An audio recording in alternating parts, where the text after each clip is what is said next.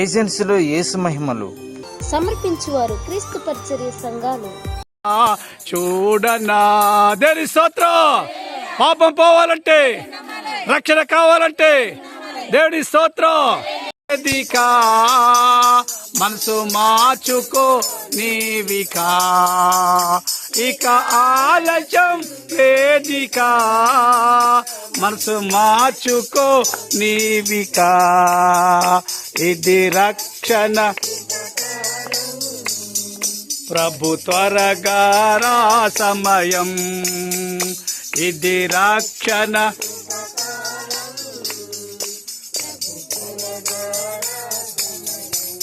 దేని స్తోత్రం.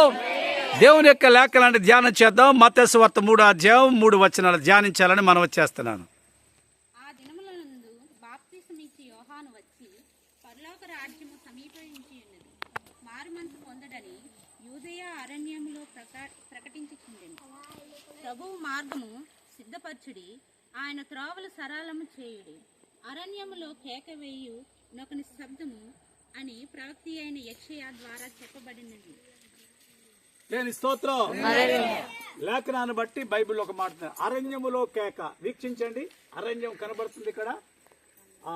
ఇక్కడ స్వచ్ఛమైన నీరు చూడండి. నీరు ఎంత అద్భుతంగా నీరు ఫ్లో అవుతుందో, మంచి వాటర్. ఇది యోర్దాను నదిలో కూడా నీళ్లు ఈ విధంగానే ఉంటాయి, స్వచ్ఛమైన నీళ్లు. ఈ యోర్దాను నదిలో 14 మందికి రక్షణ ఇవ్వడం జరిగింది.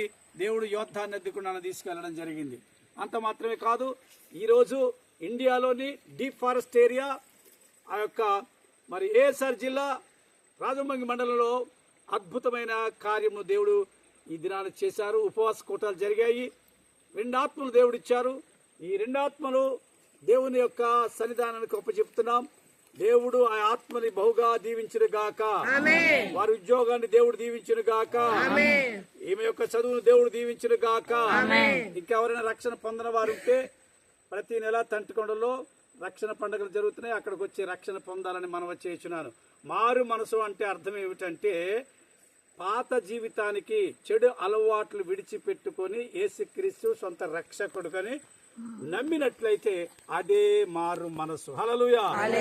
యేసు రక్తము ప్రతి పాపలను మనం పవిత్రులుగా చేయును. కనుక ఈ దినాన వీరికి యేసు రక్తములో వీరి పాపాలు కడగబడి ఉన్నవి. హల్లెలూయా. యేసయ్య చెప్పిన మాట, మీరు సర్వలోకానికి వెళ్ళండి, సర్వ సృష్టికి నా సువార్తను ప్రకటించండి.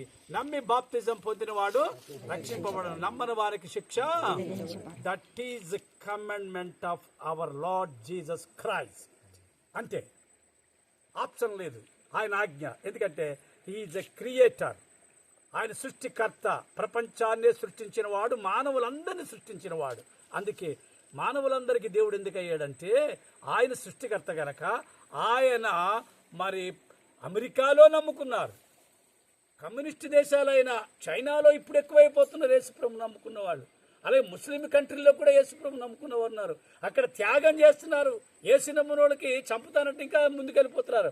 భారతదేశంలో అయితే కోట్ల కొద్ది యేసుప్రభు నమ్మిన వారు ఉన్నారు. ఎందుకంటే ప్రపంచంలో ఉన్న సుమారు 200 దేశాల్లో కూడా యేసుని నమ్మిన వాళ్ళు ఉన్నారు. యేసు మందిరాలు ఉన్నవి.